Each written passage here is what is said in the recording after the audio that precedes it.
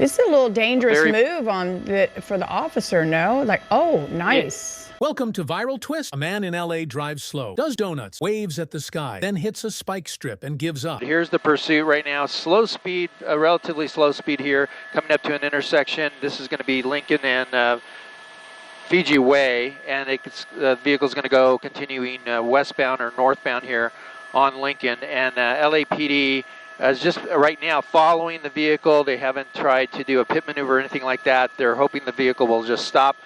But just about a minute ago, it was doing circles in an intersection on Lincoln, back about 2 miles back. But again, here's the pursuit. Let me zoom in and see if we can get a look at the driver.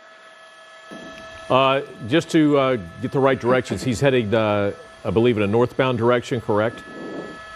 Yes, it would be, I would say, northbound on Lincoln here and coming up to the Marina Del Rey Expressway. When he has the opportunity to jump on there, but it looks like he's going to bypass that. And Gil, let's clarify and back up a little bit. You said that you heard assault with a deadly weapon on a city worker. Did this person jump in this car? Is this a vehicle they were already driving, or do we have those details? We're waiting on word for any of that information from the LAPD right now. All we're hearing right now on the scanner is that it was an assault with a deadly weapon on that city worker. The unknown thing is why that city worker was in a black and white. It's possible it might be a volunteer, and we do know that LAPD is planning on a spike strip up ahead. It is nice to see the slow speeds instead of the sometimes erratic, fast driving that we see during these pursuits. At least they possibly will be able to do a spike strip. But a lot of times, Gil, and you may be able to confirm this, he's going so slowly, he could probably see that spike strip. The LAPD decides to do it. Here we go. Here's a move. The guy's going to make a U-turn. Oh, okay. Well, he's going to do circles like he was doing before. Decides to do that with traffic there stopped. So interesting. And now he's going to move on after a couple of rotations there. That was pretty bizarre. Very bizarre. Yeah. But he is not being, he's being odd, but not aggressive. So far, no. So far, not aggressive. Here he goes out of the turn pocket for a left turn. He's going to go continue northbound on Lincoln. Well, at this point, 30 miles an hour. He's got the city bus there coming through. And let me come out wider so we can see what's ahead of him. He's got another minor intersection there. Absolutely, looking pretty casual there. Comfortable with those donuts. That's very odd, but yeah, certainly not driving at high speeds or anything like that. So he has a very laid-back approach to this in a stolen vehicle after assaulting a city worker. That's not...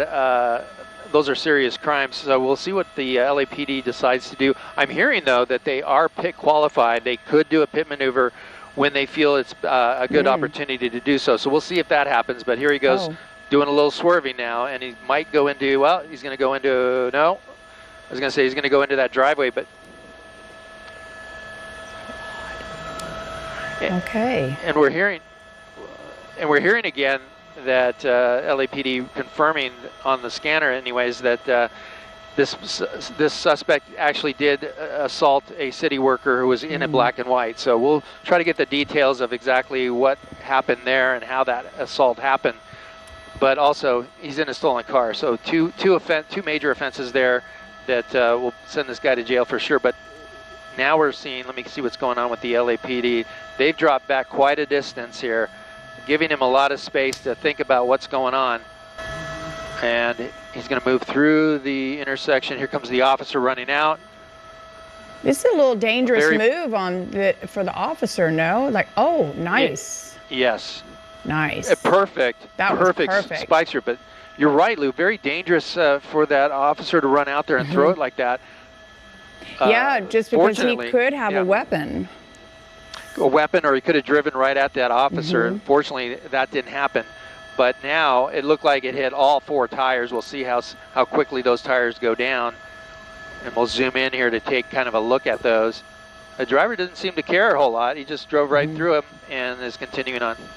You know, sometimes maybe they didn't realize he didn't realize what it was, or maybe didn't see it. And this isn't going to help him. The tires much doing the donuts. If there is damage to the tires, I mean, there's a Yeah. good chance the spike strip may have not. Well, now he's turning around and going the opposite way. Does it look like there's any damage to the tires or the air's coming out of them, Gil?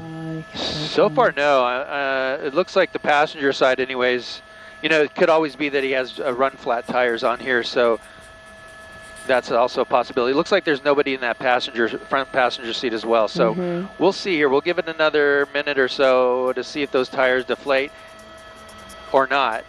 It looks like an But older model vehicle, which may not have those run flats, or is that what it's called, run flat? I never... Yeah, the run flat tires. Yeah, that could be.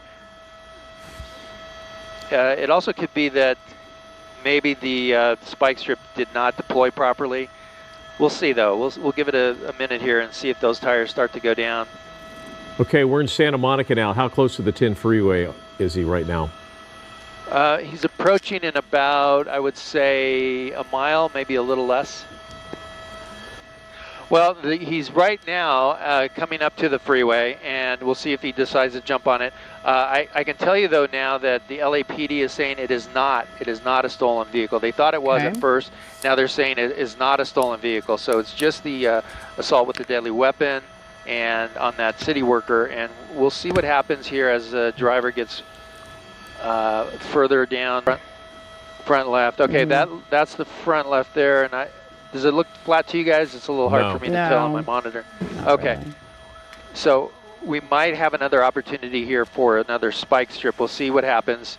But this is a really good spot for that to happen. And I'll come out to a wider shot to see if that happens here in the next few moments. But